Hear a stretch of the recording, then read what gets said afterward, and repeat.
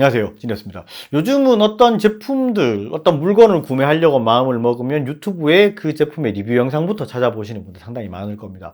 아마 이 영상을 보시는 분들도 노트북 구매에 관심이 있어서 보실 거라고 생각이 됩니다. 근데 노트북 리뷰 영상 같은 경우에는 일반적인 다른 전자제품의 리뷰 영상이랑은 조금 다른 양상이 있습니다. 이 노트북은 뭐 게임용이다. 아니면은 뭐 영상 편집용이다, 사무용이다. 이렇게 딱 정해놓고 이제 추천을 하는 경우들이 상당히 많아요. 저도 이제까지 계속 그렇게 영상을 만들어 왔어요. 어떤 제품을 딱 받으면, 이 제품이 어떤 특성을 가지고 있나부터 먼저 파악을 해요. 게임용인가? 아니면 영상 편집에 최적화가 되어 있다고 이야기를 해야 되나? 아니면 사이즈가 조금 작으니까 휴대용이라고 이야기를 하는 게 맞을까? 아니면은 뭐 이제 좀 저렴한 제품이니까 사무용이라고 이야기하는 게 맞을까? 요렇게 딱 보고 어떤 컨셉을 잡아서 그 컨셉에 맞게 시나리오를 쭉 잡아서 이제 영상을 끌고 가게 됩니다. 근데 요 근래 들어서는 이게 이렇게 노트북 리뷰를 하는 게 맞는가라는 생각을 좀 하게 됐어요. 실제로 저희가 오프라인에서 소비자를 상대를 해보면 이게 한 가지 목적만 가지고 제품을 구매하시는 경우는 거의 없습니다. 근데 이게 리뷰 영상을 한 가지 목적에 맞게 좀 제작하는 것 자체가 좀 맞지 않겠다라는 생각을 요 근래 많이 했어요. 보통 노트북을 구매하시는 분들은 문서 작업도 하고 인터넷 서핑도 하고 영화도 보고 게임도 좀 하고 그리고 뭐 상황에 따라서 뭐 영상 편집을 한다든지 그래픽 작업을 한다든지 이러신 분들이 있죠. 여러 가지 용도를 한꺼번에 만족시킬 수 있는 그런 제품을 구매를 하려고 하시는 분들이 뭐 대부분이에요. 그래서 그런 부분에 좀 잘 맞는 제품을 하나 추천을 해드리는 게 좋겠다라는 생각을 했고요. 뭐 축구로 따지면 멀티플레이어라고 할 수 있죠. 이것도 되고 저것도 되고 다 되는 그런 제품들을 하나 가지고 와서 추천을 해드리는 게 맞겠다라는 생각을 했고요. 오늘은 그 목적에 맞는 제품을 하나 가지고 왔습니다. 비보북 프로 14X 제품이고요. 정확한 모델명은 M7400QC KM016입니다. AMD R7 5800H CPU를 가지고 있고 메모리는 DDR4 16GB가 온보드 방식으로 듀얼 채널을 구성하고 있습니다. 그래픽카드도 RTX 3050을 가지고 있고 SSD도 NVMe 512GB를 기본으로 가지고 있어서 평균적으로 봤을 때는 사양이 높은 편에 속하는 제품이라고 볼 수 있습니다. 그리고 이 제품의 가장 큰 장점은 바로 모니터죠. 2880에 1800의 해상도를 가진 16대 10비율의 14인치 OLED 패널을 가지고 있어서 화질이나 색감에서는 엄청난 강점을 가지고 있다고 할 수 있습니다.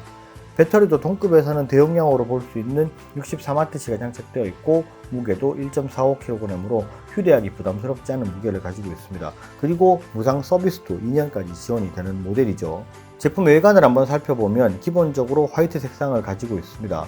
상판이 무광의 화이트로 되어 있기 때문에 처음에 딱 보면 상당히 깔끔한 이미지를 가지고 있습니다. 상판을 열어서 내부를 보시면 실버 톤으로 되어 있고요. 키보드를 보면 색상 배열이 뭔가 어색하면서도 익숙한 그런 느낌이 있죠. 키크론 키보드와 색 배열이 비슷한 그런 느낌이 있습니다. 일단 외형은 이렇고 키보드의 타건감은 키 트래블이 너무 낮지 않고 약간 높은 느낌이어서 실제 타건감이 상당히 좋은 편입니다.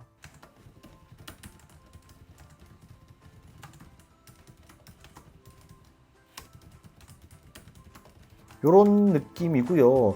약간 쫀득하다는 말이 어울릴 듯한 그런 느낌을 가지고 있어서 키감은 상당히 좋은 편입니다. 그리고 이전 모델은 HDMI 포트가 버전 1.4였는데 이 모델은 확장 포트가 조금 업그레이드가 됐습니다. HDMI 2.0을 네이티브로 지원을 해서 4K 모니터를 연결했을 때 최대 60Hz로 출력이 가능합니다. 그리고 내부를 한번 살펴보면 쿨링팬을 듀얼로 가지고 있어서 게이밍만큼은 아니지만 생각보다 쿨링 성능이 좋은 편입니다. 그리고 보시는 것처럼 제품의 사이즈가 14인치로 작은 편이기 때문에 메모리와 SSD의 확장 포트는 없습니다.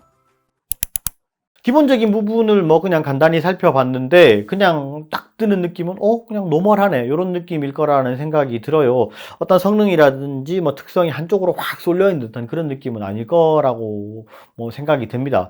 이 제품 처음에 딱 출시됐을 때는 가격대가 조금 있었는데 가격 인하가 들어가면서 뭐 가성비도 상당히 좋아졌고 이 정도면은 굉장히 괜찮다 이런 느낌을 받으실 거라고 생각이 돼요. 근데 저는 이제 제 개인적으로 이 제품에 대해서 좀 강조하고 싶은 부분은 바로 모니터 부분인데요. OLED 패널 같은 경우에는 요즘에 뭐 여러 가지 제품들이 많이 들어가고 있습니다. 그런데 아직까지는 OLED라고 하면은 거의 이제 모니터 중에서는 탑티어라고 볼 수 있죠. OLED 모니터로 해상도가 2880에 1800으로 상당히 높고 주사율도 90Hz로 지금 국내 유통되는 동급 제품 중에서는 가장 높은 수준의 OLED 패널입니다. 그리고 색제연율도 넘사벽 수준입니다. 실제로 측정을 해보면 sRGB 100%, NTSC 97%, 어도비 RGB 98%, DCI-P3 98%로 측정이 되고 평균 밝기도 413.4니트로 측정이 됐습니다. OLED 패널이기 때문에 패널 스펙이 상당히 우수하고요. 넷플릭스로 영화를 보면 정말로 우와 소리가 나올 정도로 화질이 진짜 대박입니다. 카메라로 지금 촬영을 해도 이게 다 표현이 될까 싶을 정도 수준으로 화질은 진짜 죽인다 라는 말이 그냥 나오는 수준입니다. 그리고 전체적인 성능도 생각보다 상당히 높은 편입니다. 시네벤치 R23 기준으로 멀티코어 점수 1896점을 기록했고 컨트롤 프로그램인 프로아트 크리에이티브 허브에서 펜 컨트롤이 표준 모드, 성능 모드, 최대 속도 모드가 있습니다. 시네벤치 구동 중에 펜 속도와 온도를 측정을 해보면 표준 모드에서는 펜 속도는 4800rpm이고 CPU 평균 온도가 85도, 성능 모드에서는 최대 5900rpm이고 평균 온도는 82도를 기록했고요. 최대 속도 모드에서는 쿨링 팬이 거의 모든 상황에서 풀 RPM인 5900rpm으로 작동을 하고 평균 온도는 76도로 측정이 됐습니다. 파이어 스트라이크 구동 시에는 그래픽 스코어 1626점, 피직스 스코어 24143점, 컴바인 스코어 3973점, 전체 점수는 9807점을 기록했고요. 아무래도 그래픽카드 TGP가 낮게 설정이 되어 있기 때문에 그래픽 점수는 약간 아쉽다고 느끼실 수는 있습니다. 근데 이게 실제 게임을 돌려보면 성능이 상당히 잘 나옵니다.